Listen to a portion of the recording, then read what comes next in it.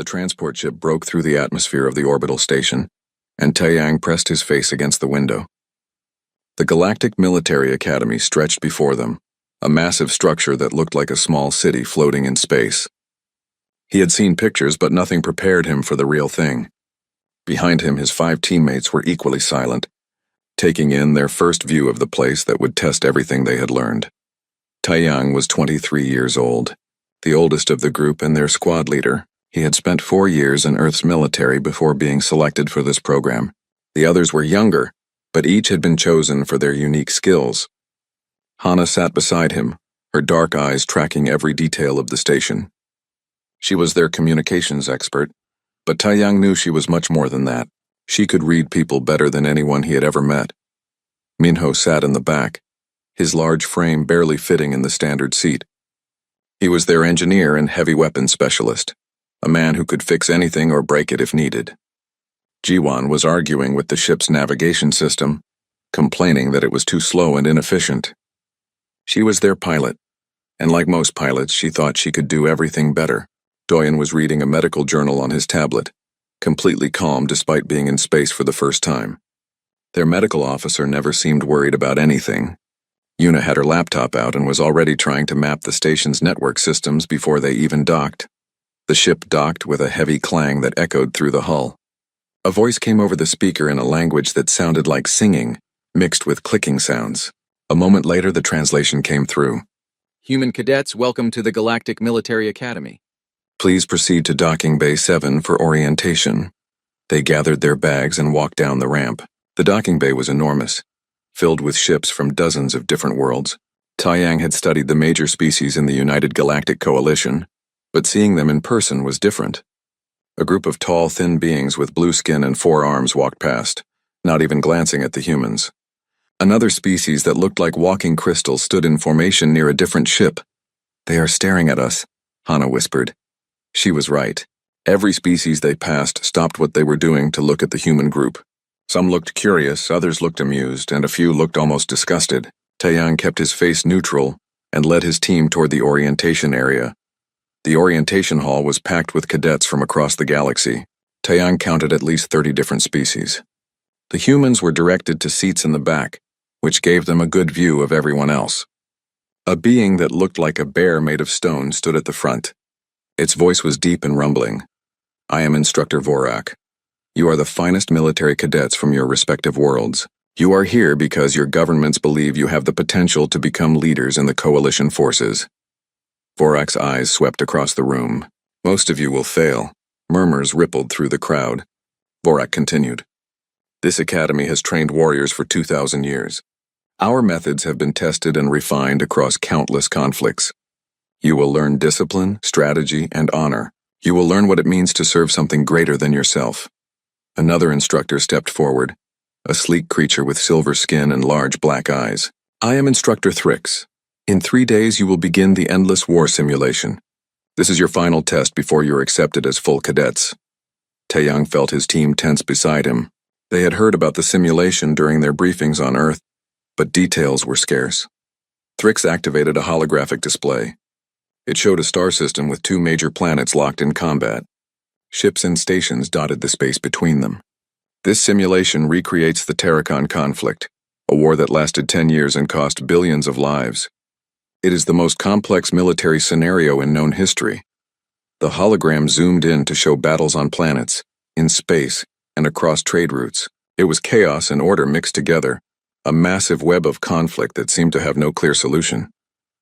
You will be given command of a small neutral faction with limited resources, Thrix explained. Your goal is to end the war. Most cadet teams take 5 to 7 years of simulated time to achieve even a temporary ceasefire. The academy record is 3 years set by a Valkyrian team 40 years ago. 7 years. Taiyang did the math quickly. With the time dilation technology, that would be about 2 months of real time inside the simulation, 2 months of feeling like you were actually at war. Some of you are wondering if the simulation can be won quickly, Vorak said, his stone-like face showing what might have been amusement. It cannot. The simulation is designed to test your patience, your ability to maintain strategy over long campaigns, and your willingness to make difficult choices over extended periods. There are no shortcuts in real warfare. After the orientation, the cadet teams were given time to explore the academy and meet each other. Taiyang and his team found themselves in one of the common areas, a large room with a viewing window that showed the planet below. A group of cadets approached them. The leader was tall and covered in silver scales, with eyes that had no pupils. "You are the humans, yes?" His voice was smooth and pleasant. "We are," Taiyang replied. "I am Rexir of the Valkyrian Dominion. We are curious about your species. Earth is classified as a Class 12 death world. We have studied only 3 other worlds with such a high danger rating." Rexir tilted his head. "How does your species survive in such conditions?" "We adapt," Hana said simply. Another cadet, this one looking like a mass of tentacles barely held together in a containment suit, spoke through a translator. "The Quilnari Hive offers sympathy to the human collective. You face the simulation with severe disadvantages. Your species has only been spacefaring for 200 years. You have no experience with prolonged interstellar conflict. We appreciate your concern," Taiyang said, keeping his voice polite. A third cadet, a muscular being with red skin and horns, laughed loudly. "The Krethic do not offer sympathy. We offer a wager. The humans will fail within the first simulated month. They will panic when they realize the scope of the challenge." Minho started to stand up, but Taiyang put a hand on his shoulder. "We will see," Taiyang said calmly. The other cadets left, still talking among themselves about the primitive humans and their certain failure. Once they were gone, Yuna looked up from her laptop. "I do not like them. They think we are stupid," Jiwon said. "They think because Earth is young in space that we know nothing." "Let them think that," Taiyang said. He looked at his team, these 5 people he had trained with for a year. "We have 3 days before the simulation. I want us to use every minute. Yuna, get me everything you can find about the Terracon conflict, not just the official Academy version. I want real historical data. Hana studied the species involved in that war. I need to understand how they think. Minho, analyze the weapons and technology from that period. Jiwon, map out the star system and its strategic points. Toyun, look into the biology of both sides, anything that might be relevant." "What will you do?" Hana asked. "I am going to figure out why this war lasted 10 years, Taiyang said. "Because that is the real question. Not how to win it, but why it did not end sooner." The team split up, each heading to different parts of the Academy's vast library and database systems. As Taiyang walked through the corridors, he noticed other cadets still staring at the humans.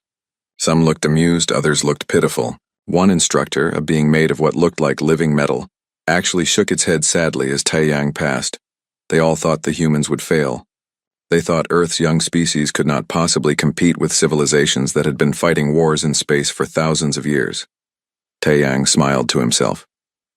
They had no idea what was coming. Humans had been fighting wars since before they discovered fire. They had turned their entire planet into a classroom for conflict, survival, and adaptation. These other species had been practicing war in controlled environments with rules and honor. Humans had learned war on a world that tried to kill them every single day. There was a difference between studying violence and living with it. Taiyang found an empty study room and began pulling up files on the Terracon conflict. He had 3 days to understand a war that lasted a decade. For most species, that would be impossible. But Taiyang was not like most species. He was human, and humans had gotten very good at solving impossible problems. Yuna had not slept in 2 days. Her eyes were red and her hands shook slightly as she typed, but she had found something important. She ran through the academy corridors at 3 in the morning, not caring that she was breaking quiet hours. She burst into the study room where Taiyang was still reading reports. "It is not a test," she said, breathing hard. "It is the actual war." Taiyang looked up from his screen. "Explain." Yuna pulled up her laptop and showed him dozens of files. "I hacked into the academy archives. Not the student files, the real archives. The simulation is not based on the Terracon conflict. It is the Terracon conflict. Every ship, every soldier, every resource count, every decision point. They recorded everything during the real war and turned it into a simulation with perfect historical accuracy." Taiyang leaned forward. "Why would they do that?" "Because they want us to learn from what actually happened. They want us to face the exact same problems that real commanders faced. Every strategy that failed in the real war will fail in the simulation. Every mistake that was made before will happen again if we make the same choices. But that means," Taiyang said slowly, "the war already has an answer. Someone won, someone lost. The outcome is already written in history." "Exactly," Yuna said. They are not asking us to fight a war. They are asking us to solve a puzzle that already has a solution. Taeyang stood up quickly. Get the others now. 20 minutes later, all 6 humans were crammed into the study room. They looked tired but alert. Taeyang explained what Yuna had discovered. So we are supposed to replay history? Minho asked. That seems like a strange test. No, Hana said quietly. They want us to learn from history, to make better choices than the real commanders made, to find ways to end the war faster. But they said no one has ever done it in less than 3 years of simulated time, Jiwon pointed out. The war lasted 10 years in reality. Even the best teams only managed to get it down to 3 years. That means even knowing what happened, cadets still cannot find a fast solution. Because they are fighting the war the same way it was fought before, Taeyang said. They are using military strategy. They are trying to win battles and capture territory. They are playing by the rules of traditional warfare. Doyen looked up from the medical files he had been reading. I found something strange. The 2 species in this war, the Tarics and the Onari, they cannot live on each other's planets. The Tarics need high gravity and low oxygen. The Onari need low gravity and high methane content. They are biologically incompatible. So why were they fighting over territory? Minho asked. Resources, Yuna said, pulling up economic data. The contested zone had rare minerals that both species needed for their technology. But here is the interesting part. The cost of the war was enormous. Both sides spent more money fighting than the resources were worth. After 2 years, the war was already a net loss for both sides economically.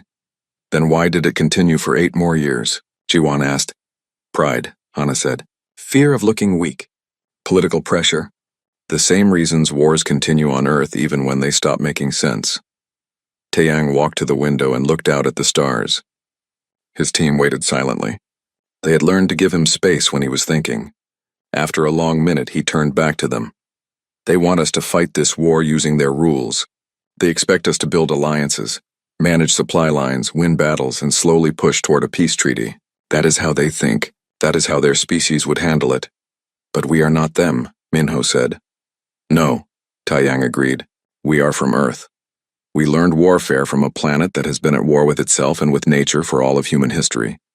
We learned that the best war is the one that never happens, and the second best war is the one that ends before it really starts.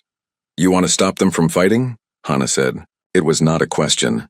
I want to make the war pointless, Taeyang said. They are fighting over resources. What if those resources suddenly become worthless? They are fighting because both sides think they can win. What if we make it impossible for either side to win? They are fighting because they hate each other. What if we give them something they hate more? Oh, you want to cheat? Jiwon said with a grin. I want to think differently, Taeyang corrected. The simulation is designed to test traditional military thinking over long campaigns. But humans do not do well with long campaigns. We do well with crisis response. We do well with adapting to new situations. We do well with breaking rules. Over the next day, the team built a plan that would have horrified any proper military instructor. They were not planning battles. They were planning chaos. Yuna would hack into both sides' communication networks. Not to steal secrets, but to plant false information. She would make both sides think their supply situations were worse than they actually were. She would corrupt logistics data just enough to cause confusion without being detected. Hana would start rumors. She had studied both species and understood how they communicated, how they spread information, and what they feared most. She would use that knowledge to plant ideas in their populations. Ideas about secret weapons. Ideas about their leaders lying to them. Ideas about the war being a mistake. Minho would destroy infrastructure but not military targets. He would hit the economic foundations of the war. The mining facilities that were barely profitable. The trade stations that made continuing the war economically possible. He would make the war too expensive to continue. Jiwon would fly aggressive patrols with a single ship, but make it look like an entire fleet through clever use of sensor tricks and false signatures. She would create the impression that the humans had massive military power, making both sides nervous about a third faction entering the conflict. Doyen would release a biological agent, not a weapon, not something lethal, but a pathogen that caused temporary confusion and disorientation. Both sides would panic, thinking the other had developed bioweapons. They would waste resources on protection and revenge plans for an attack that never really happened. And Taeyang would talk. He would open diplomatic channels with every minor faction, every planet that was tired of the war, every group that had been ignored by the major powers. He would build a coalition of the unwanted and give them a voice. "This is insane," Minho said when they had finished planning. "If this were a real war, we would be tried for war crimes." "It is not a real war," Taoyang said. "It is a simulation. And we are not trying to win by their rules. We are trying to end it by ours." On the third day, all the cadet teams were brought to the simulation center. It was a massive room filled with pods that looked like coffins made of glass and metal. Each team would enter their pod and be connected to the simulation through neural interfaces. Inside, time would pass differently. Hours in the real world would feel like days or weeks in the simulation. The other cadet teams looked confident. The Valkyrian team moved with precise, practiced coordination. The Quilnari hive mind operated as one perfect unit. The Krethic warriors beat their chests and roared challenges at each other. The humans stood quietly in their plain uniforms, looking small and insignificant compared to the other species. Instructor Vorak stood before them all. "You will enter the simulation and be given command of a small neutral faction. You will have limited resources, limited ships, and limited influence. The war has been raging for 3 years already when you arrive. Both sides are entrenched. Your task is to end it. Remember," Instructor Thrix added, "this simulation has been completed by thousands of cadets over centuries. We have seen every strategy, every trick, every clever plan. The simulation adapts and responds realistically. Do not expect to find easy solutions." The teams entered their pods. Taoyang lay down on the cold metal surface and felt the neural connectors attached to his head. The last thing he saw was the pod's lid closing above him. Then there was darkness. When the simulation began, Taoyang found himself standing on the bridge of a small ship. His team was around him, looking just as real as they had in the real world. Through the view screen, he could see a war-torn section of space. Destroyed ships floated among the stars. In the distance, 2 fleets were engaged in combat. "Status report," Taoyang said. Yuna checked her console. "We have 3 ships, minimal weapons. Enough resources for maybe 2 months of operations. Our faction has a small station and a few diplomatic contacts. That is it. Both sides have been asked for peace talks 17 times, Hana reported. All requests were rejected. Time to change the game, Taoyang said. Execute the plan. All of you at once. Give them chaos." His team moved quickly, each starting their assigned tasks. Taoyang opened a communication channel to a minor faction that had lost 3 colonies in the war. "This is Taoyang of the Human Coalition. We want to talk about ending this war. Are you interested?" The response came back quickly. "Everyone wants to end the war. No one knows how." "We do," Taoyang said. "And we are going to show you."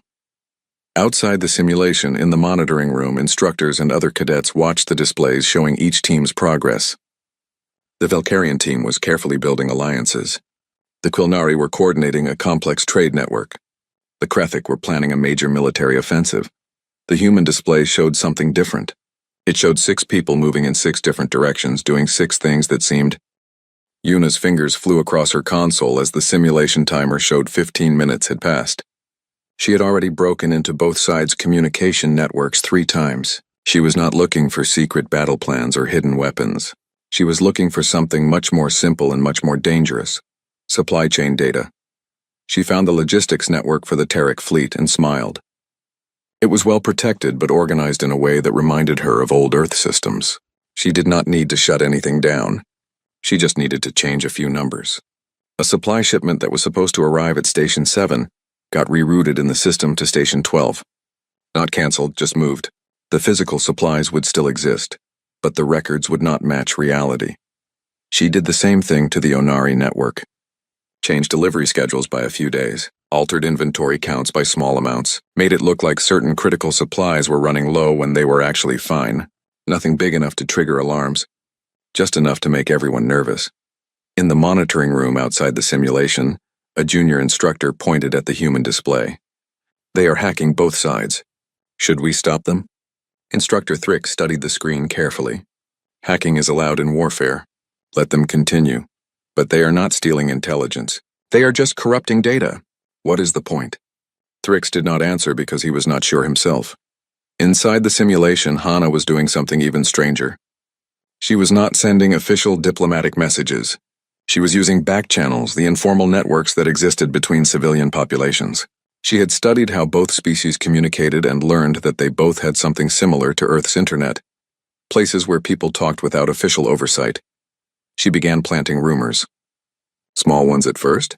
A post suggesting that the Terran military was developing a weapon that could destroy entire planets. Another post claiming that Onari scientists had created a virus that could kill anyone in seconds. She made the posts look like they came from concerned citizens, from people who had family in the military, from anonymous whistleblowers. She knew how fear worked. She had studied Earth's history, how rumors and panic could spread faster than facts. These species were not so different. They would see these posts and feel afraid. They would share them with friends. Some would demand answers from their governments. The governments would deny everything, but that would only make people more suspicious.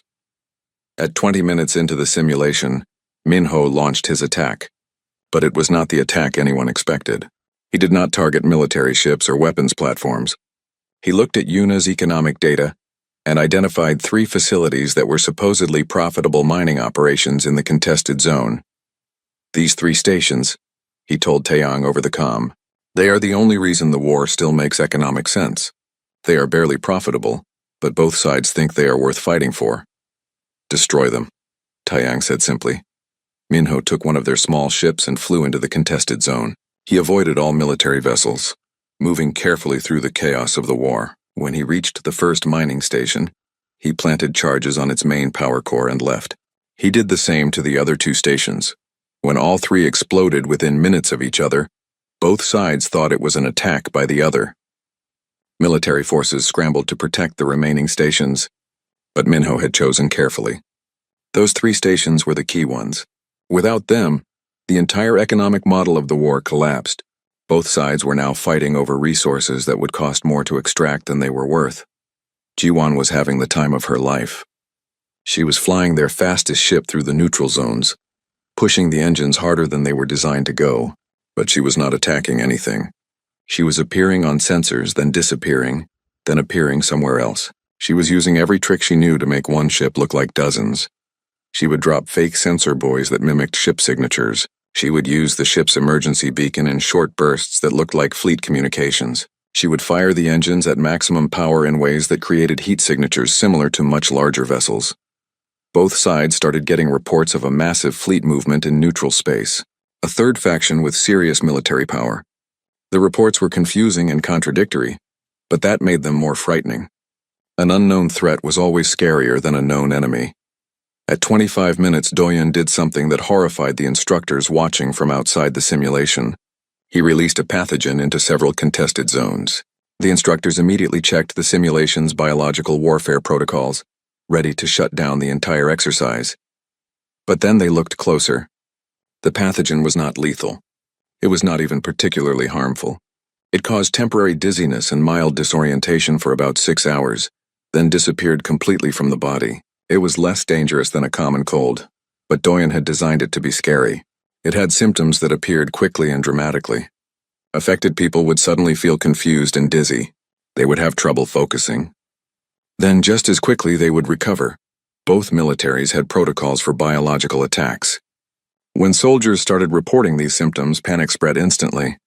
Both sides activated their biowarfare response teams. They diverted resources to developing countermeasures for a weapon that was barely more than an inconvenience. They accused each other of crossing a terrible line. They threatened massive retaliation. All of this happened in the first 30 minutes of the simulation. Taeyang coordinated everything from his command ship while simultaneously opening diplomatic channels with every minor faction he could find. There were dozens of them. Small colonies, independent stations, trade guilds, religious groups, everyone who had been hurt by the war but was too small to matter to the major powers. "We are organizing a coalition," he told them. "A group of neutral parties who want the war to end. We have no agenda except peace. Will you join us?" Most said yes immediately. They were desperate for the fighting to stop. They had lost homes, families, and futures to a war they had no part in starting. Taeyang gave them a voice. He created communication channels where they could coordinate. He made them feel like they mattered. At 30 minutes, the situation in the simulation had changed completely. Both major factions were experiencing supply problems they did not understand. Their populations were frightened by rumors of superweapons. Their economies were collapsing as the key mining stations burned. They thought a powerful third faction had entered the war. They believed the enemy had used biological weapons, and they were facing a growing coalition of neutral parties demanding peace. None of this was what the simulation was designed to test. Cadet teams were supposed to spend weeks building careful alliances, managing resources, and planning military campaigns. The humans had spent 30 minutes creating chaos. In the monitoring room, the junior instructors were arguing about whether to stop the simulation. "This is not how it is supposed to work," one of them insisted. "They are not following proper military doctrine." Instructor Vorak watched the displays with a mixture of confusion and fascination. "What doctrine are they following?" "I think," Instructor Thrick said slowly, "they are not following any doctrine at all. They are making this up as they go. But that is impossible. You cannot win a war by improvising." "They are not trying to win the war," Thrix realized. "Look at their actions. They have not won a single battle. They have not captured any territory. They have not built any significant military force. But both sides are falling apart." Another instructor, a being that looked like it was made of light, spoke up. "They are attacking the war itself. Not the enemy, the war." On the main display, they could see the other cadet teams making steady, logical progress. The Valkyrians had secured several alliances and were building up their resource base. The Quilnari had established profitable trade routes. The Krethic had won 3 minor battles. Everyone was playing the game the way it was supposed to be played. The humans were playing a completely different game. At 40 minutes, both major factions were demanding emergency sessions of their government councils. Military leaders were being questioned about the supply problems, the mysterious third faction, and the biological weapons. Economic advisors were presenting data showing that continuing the war was financial suicide. Intelligence agencies were trying to figure out who was behind all the chaos. Taeyang watched it all from his command screen and allowed himself a small smile. "Hana, how are the populations responding?" "Panic mixed with anger," she reported. "The Terriks are demanding their government explain the superweapon rumors. The Onari are protesting in the streets about the biological attack. Both sides have large groups calling for immediate peace talks. Yuna, supply situation? Both militaries are experiencing shortages. Nothing critical yet, but enough to make commanders nervous. They are starting to question whether they can sustain a long campaign. Minho, economic impact. The mining stations are completely destroyed. Early estimates from both sides show that continuing the war will now cost them more than they can ever gain back. Some of their economists are already calling it a lost cause. Jiwan, how big do they think we are?" At 45 minutes into the simulation, both the Tarik and Onari governments were on the edge of collapse. Their militaries were confused, their economies were failing, and their populations were demanding answers. But Taeyang knew that desperate governments could make dangerous choices. Cornered animals always fought hardest. "Yuna, show me the government structures," he said. She pulled up detailed charts showing how both species made decisions. The Terriks had a council of military leaders and corporate executives. The Onari had a parliament with representatives from different colonies. Both systems had hardliners who wanted to continue the war and moderates who were looking for a way out. "The problem is the hardliners have too much power," Yuna explained. "They are the ones who started this war. If they admit it was a mistake, they lose everything. They would rather burn their entire civilization down than admit they were wrong. Then we help the moderates take control," Taeyang said. He turned to Hana. "Can you do that?" Hana studied the data carefully. "Yes, but it will not be pretty. The moderates need proof that the hardliners have been lying to them. They need something big enough to justify removing the war leaders from power. Give me options. I can fake documents showing the hardliners knew about the economic problems from the start. Make it look like they hid data from their own governments. I can create communication records that never existed, showing them discussing how to extend the war for personal profit." Hana paused. "But this is massive fraud. If this were real, it would be incredibly wrong." "It is not real," Taeyang reminded her. "And we are not trying to hurt anyone. We are trying to stop a war that is already hurting billions." Hana nodded and got to work. Using the access Yuna had gained to both networks, she began creating a false history. Documents that showed the Tarik Military Council had known the war was unwinnable after 2 years, but continued anyway to maintain their power. Records suggesting that Onari parliament leaders had fabricated intelligence about enemy threats to justify continued fighting. She made the forgeries good, but not perfect. She wanted them to be discovered. Within minutes, junior officials on both sides began finding the documents. Some sent them up through official channels. Others leaked them to news networks. The information spread like fire. At 50 minutes, massive protests erupted on both sides. The Terek population demanded the military council step down. The Onari colonies called for emergency elections. The moderates, who had been quietly arguing for peace for years, suddenly had the evidence they needed to challenge the war leadership. But Taiyang knew that desperate leaders could still cause terrible damage. Hardliners on both sides were calling for one final massive attack, a last chance to win the war before they lost power. The simulation showed fleets mobilizing for what would be the largest battle yet. "Minho," Taiyang said urgently, "can you stop those fleets without killing anyone?" Minho studied the tactical display. "Maybe. If I target their fuel storage facilities instead of their ships, they would be stranded, unable to move but alive. Do it fast." Minho took their small attack ship and pushed it to maximum speed. He flew straight through both military formations, too fast for their weapons to track. He launched precise missiles at fuel depots, supply ships, and refueling stations. Within minutes, both fleets were experiencing critical fuel shortages. Ships that had been moving toward battle positions suddenly had to conserve power, just to keep life support running. The great final battle never happened. Both fleets floated helplessly in space, unable to attack each other even if they wanted to. At 52 minutes, Taiyang made his move. He opened a public broadcast on all frequencies, making sure every government, every military, and every civilian could hear him. "This is Taiyang of the Human Coalition. We are a neutral party. We have no stake in your war, but we have been watching and we have learned something important." He paused to let the translation software catch up in both languages. "You are not fighting each other anymore. You are fighting the idea of war itself. You cannot stop because stopping would mean admitting you were wrong. But we have evidence that your leaders knew the war was wrong years ago and continued anyway for their own benefit." He nodded to Hana, who released the forged documents publicly. Every screen in both civilizations suddenly had access to the damning records. "Your leaders lied to you," Taiyang continued. "But you do not have to keep dying for their lies. The Human Coalition offers mediation. We have no interest in who wins. We only care about ending the suffering. Both sides can save face. Both sides can claim victory. But only if you stop now." There was silence across the simulation. Then slowly, responses began coming in. The moderate factions on both sides were reaching out, asking for details. The hardliners were screaming that it was all a trick, but their voices were drowned out by the masses of people who just wanted the war to end. Jiwan was monitoring military communications. Their fleets are not moving against each other. Some ships are actually turning away. Commanders are refusing orders to attack.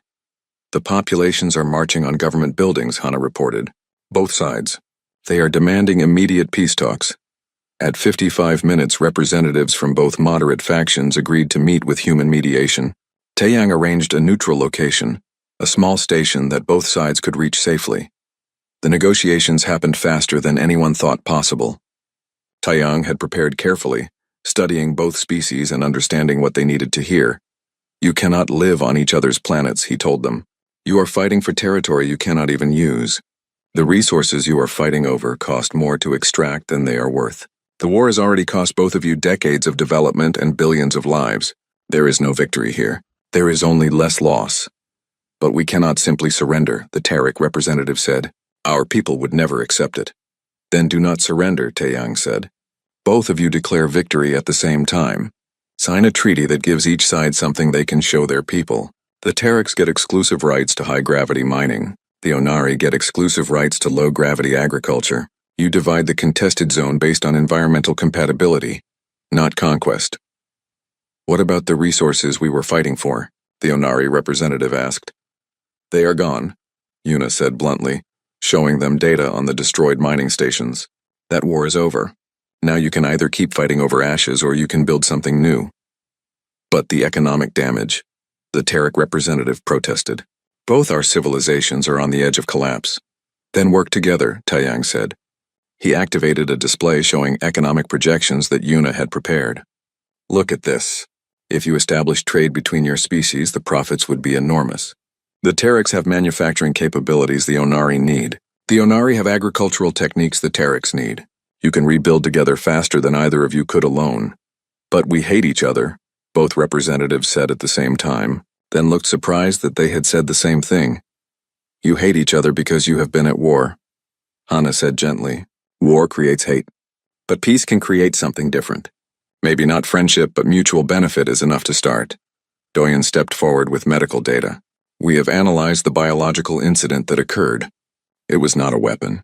It was a mild pathogen that is already gone from your systems. Neither side attacked the other with bioweapons. You were frightened over nothing. Then who released it? The Onari representative demanded. Does it matter? Taeyang asked. What matters is that both of you were ready to believe the worst of each other. That is what war does. It makes enemies out of people who could have been partners. At 57 minutes, both representatives agreed to a ceasefire. They agreed to begin formal peace negotiations. They agreed to establish trade relations. They agreed to divide the contested zone based on environmental compatibility, rather than military conquest. Minho provided defensive technology that made future wars between them nearly impossible. Energy shields that could protect against each other's weapons, but that required cooperation to manufacture. Both sides would need to work together to maintain their defenses, creating economic interdependence. The treaty was signed at 58 minutes and 13 seconds. The simulation registered a complete ceasefire. Both civilizations were stable and beginning economic cooperation. The war was over. In the monitoring room, absolute silence reigned. Every instructor, every cadet, every observer stared at the displays in disbelief. The timer showed 58 minutes and 13 seconds of simulated time. The Valkyrian team was still in their simulation, carefully building alliances. They had made excellent progress and would probably finish in around 4 years of simulated time, which would be very good. The Quilnari were in the middle of establishing complex trade networks. They were on track for a 5-year solution. The Krethic were planning a major offensive that would probably set them back several months but fit their honor-based culture. The humans had finished in under an hour. That is impossible, one instructor said. The simulation does not allow that. Instructor Vorak checked the simulation's core programming. It is not. The silence in the simulation center was so complete that Taeyang could hear his own heartbeat. Hundreds of beings from dozens of species stared at the 6 humans who had just stepped out of their pod. No one spoke. No one moved. Finally, Instructor Vorak found his voice. How long did it take you? 58 minutes and 13 seconds of simulated time, Taeyang replied. Was that not fast enough? We can try again if we did something wrong. Fast enough? A junior instructor's voice cracked. The academy record is 3 years. You finished in less than an hour. The war only needed an hour, Yuna said simply. Once we understood the real problems, the solutions were obvious.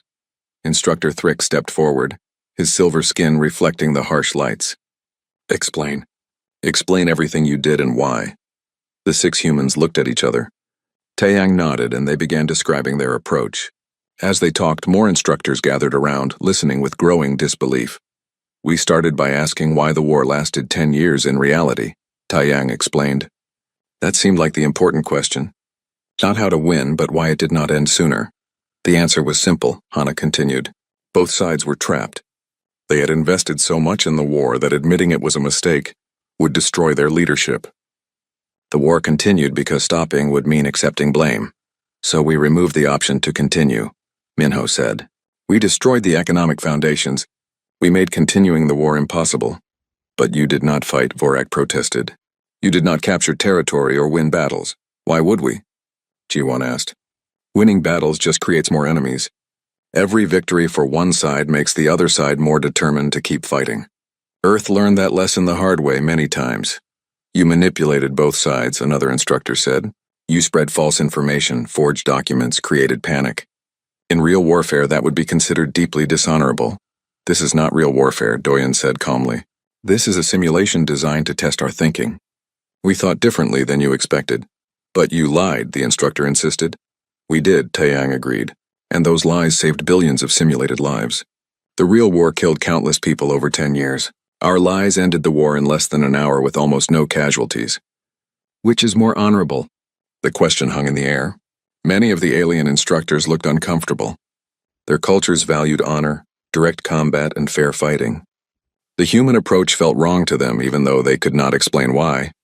A new voice spoke up. It was Rexir, the Valkyrian cadet who had spoken to the humans on their first day. He had just emerged from his own simulation pod, where he had been fighting for what felt like 2 months. They won because they did not play the game. They changed it. They cheated, another cadet shouted angrily. Show me the rule they broke, Instructor Thrick said quietly. The simulation allows hacking, deception, sabotage, and psychological warfare. All of these are recognized military tactics. The humans simply use them more aggressively than anyone thought possible. We need to review their simulation data, Vorak said. Every action, every decision. We need to verify that the simulation responded correctly. The review took 3 hours. Technicians analyzed every moment of the human simulation, checking that all responses were within normal parameters. Instructors debated whether certain actions should have been allowed. Some called for the result to be thrown out, but Instructor Thrix defended the humans. They found a solution we did not anticipate. That is not cheating. That is exactly what we should want from military leaders. The ability to think beyond established doctrine. Finally, the Academy's senior council made their decision. The 6 humans were brought before them in a formal chamber filled with beings who had trained warriors for centuries.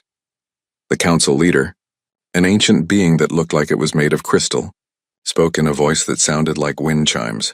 The human cadets completed the endless war simulation in 58 minutes and 13 seconds of simulated time. This result has been verified and found to be legitimate. The simulation responded appropriately to all their actions. Taeyang felt Hana tense beside him. They had been waiting for this moment, unsure whether they would be praised or punished. However, the council leader continued, the methods used were highly unconventional and to many of us uncomfortable. The human cadets are requested to explain their thinking to this council. Taeyang stepped forward. We come from Earth. It is classified as a Class 12 death world. Do you know what that means? It means your planet is extremely dangerous, Vorak said. It means our planet has been trying to kill us since before we had language, Taeyang said. Hurricanes that destroy cities, earthquakes that swallow towns, diseases that wipe out populations, predators that hunt us. We have faced extinction more times than we can count. And that is not even including the wars we fight against each other. What does this have to do with the simulation? The council leader asked. Everything, Hana said, stepping forward. You species evolved on peaceful worlds. Your wars are controlled. You have rules and honor and time to think carefully about your strategies. That is not how humans learned warfare. We learned to survive crisis after crisis after crisis, Ji-won added. We learned to adapt fast or die. We learned that the best fight is the one you avoid completely. We studied your simulation and saw that everyone approaches it the same way, Yuna explained. You build up forces slowly. You fight careful battles. You manage resources over long campaigns. That is how your species think because that is what your worlds taught you. Earth taught us differently, Minho said. Earth taught us that when you have a problem, you solve it as fast as possible before it kills you. You do not fight fair. You do not worry about honor. You survive. But war is not the same as natural disasters, an instructor argued. To us it is, Taeyang said. War is just another problem to solve. Another threat to end as quickly as possible. You saw a war simulation. We saw a crisis that needed to be resolved before it caused more damage. Doyen spoke quietly. You want to know why we manipulated both sides, why we lied and deceived? Because on Earth we learned that sometimes the only way to save people is to make them stop fighting. We learned that pride kills, that honor can be a trap, that sometimes the right thing to do is the thing that feels wrong. The council chamber was silent again. The council members looked at each other, communicating in ways the humans could not follow. Finally, the Crystal Council leader spoke again. The human approach challenges everything we teach at this academy. It goes against centuries of military tradition. Many of our instructors believe it should not be allowed. Taeyang's heart sank. They were going to be disqualified. However, the council leader continued, Instructor Thrix has convinced us that this is precisely why we should accept the result. Military doctrine exists to guide us, not to limit us. The humans found a solution we never considered because they think in ways we do not. That is valuable. The human cadets are officially recognized as having completed the endless war simulation in record time. The simulation will be redesigned to account for their methods, ensuring future cadets cannot simply copy their approach. But their achievement stands. Relief flooded through Taeyang. They had done it. They had won. However, the council leader said, and Taeyang tensed again. You will be required to teach a course explaining your methods to all cadets. The galaxy needs to understand how Deathworlders think. It may be uncomfortable, but it is necessary. Over the following weeks, the 6 humans became strange celebrities at the academy. Other species watched them with a mixture of respect, fear, and confusion. Some wanted to learn from them. Others avoided them entirely. The course they taught was unlike anything the Academy had ever offered. They called it crisis warfare, the Deathworld approach. They taught hundreds of cadets from dozens of species how to think like humans, how to identify the foundations of a conflict, how to make continuing a war more costly than ending it, how to use psychology, economics, and deception alongside traditional military force. Some cadets embraced the teachings eagerly. Others struggled with concepts that went against everything their cultures valued. A few refused to attend at all, saying human methods were dishonorable, but slowly understanding began to spread. The galaxy started to realize that humanity's strength was not in their muscles or their weapons. It was in their minds. Minds shaped by a world that never gave them time to fight fair, that never cared about honor, that only rewarded survival.